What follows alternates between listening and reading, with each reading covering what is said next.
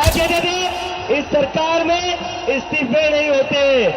डोळ्यात अश्रू आले. हो, आनंद अश्रू आहेत त्याचे. माझ्या लेकराचा आज विजय झाला, त्याला टायफॉइड झाला. धर्मेंद्र प्रधान साहब ने वो बहुत बढ़िया कदम उठाया, रिजाइन दिया और बच्चे को खुश किया।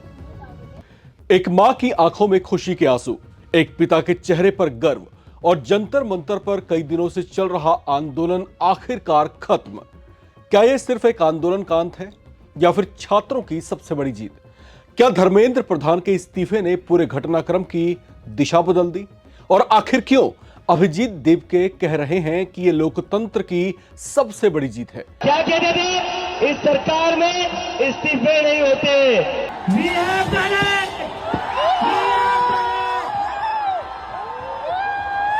अगले कुछ मिनटों में आपको दिखाएंगे वो तस्वीरें जो इस पूरे आंदोलन का सबसे भावुक अध्याय बन गई।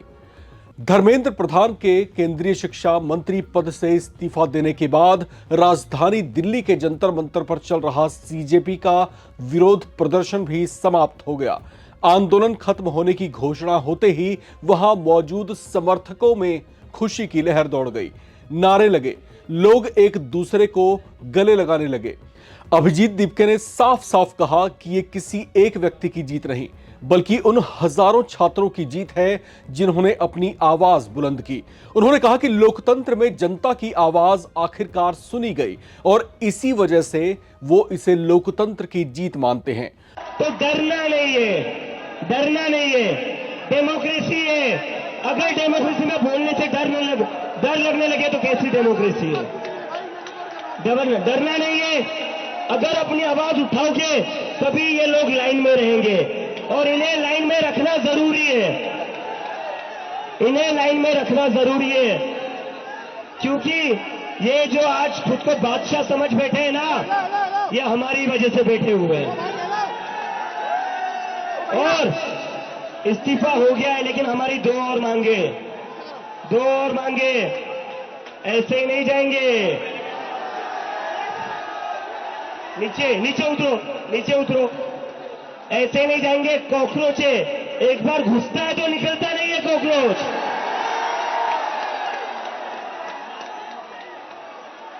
धर्मेंद्र प्रधान का इस्तीफा तो हो गया है लेकिन जिन बच्चों ने सुसाइड करी है उनके परिवार को 1 करोड़ का मुआवजा और मिलना चाहिए ना? मिलना चाहिए ना? 1 करोड़ का मुआवजा उन सारे परिवारों को। और दूसरा, ये जो पुलिस वाले गुंडों ने हरकत करी थी 20 तारीख को, उसके ऊपर पुलिस वालों के ऊपर एक्शन तो होना ही चाहिए।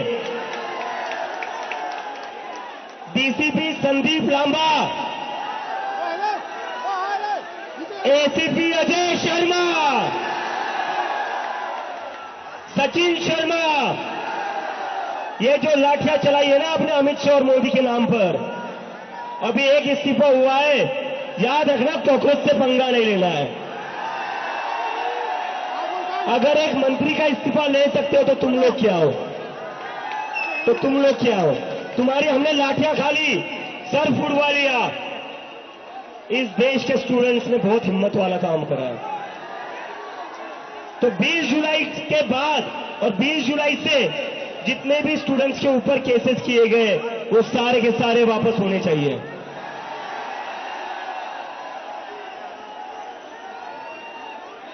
And to the people of India, to भैया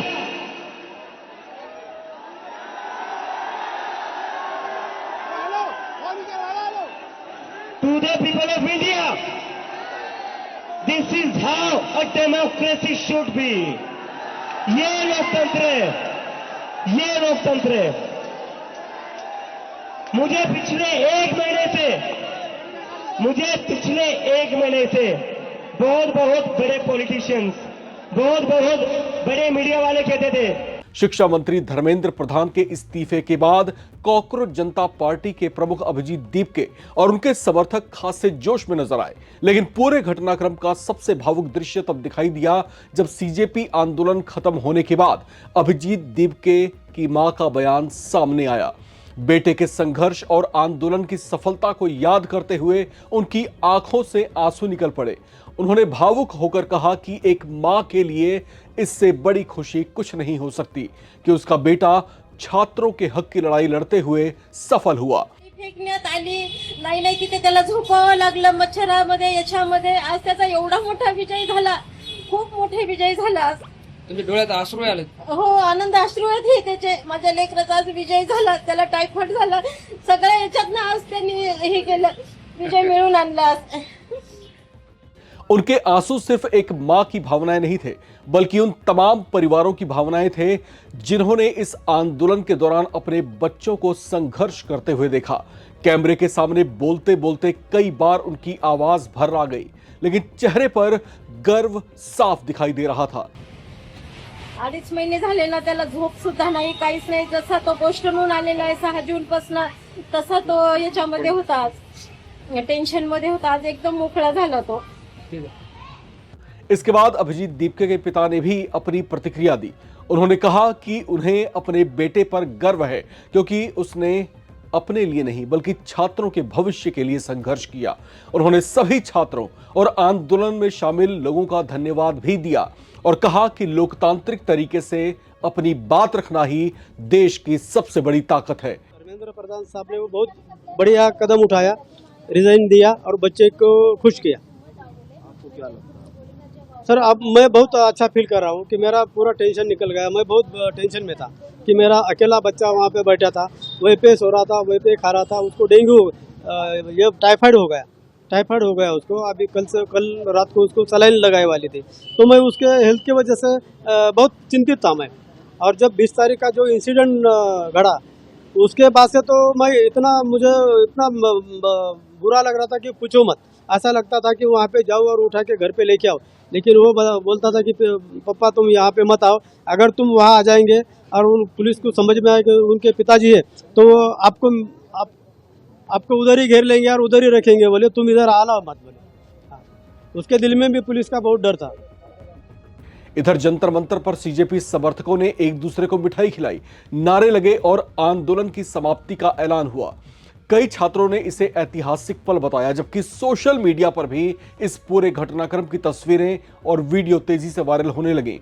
अब सबसे बड़ा सवाल यही है कि क्या यह आंदोलन सिर्फ भविष्य में छात्र राजनीति की नई दिशा तय करेगा?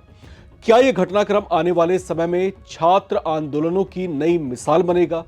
इसका जवाब आने वाले दिनों में मिलेगा, लेकिन फिलहाल जंतर मंतर से निकली इन भावुक तस्वीरों ने देश भर का ध्यान अपनी ओर जरूर खींच लिया है। अब इस पूरे घटनाक्रम को आप किस तरीके से देखते हैं? क्या वाकई ये सीजेपी आंदोलनकारियों की जीत है, या फिर सरकार तमाम चीजों को, तमाम मुद्दों को, तमाम गतिविधियों को गंभीरता से ले रही थी? और क्या ये पहले से तय था कि धर्मेंद्र प्रधान को इस्तीफा देना था और फिर अब ये इस्तीफा दिया गया?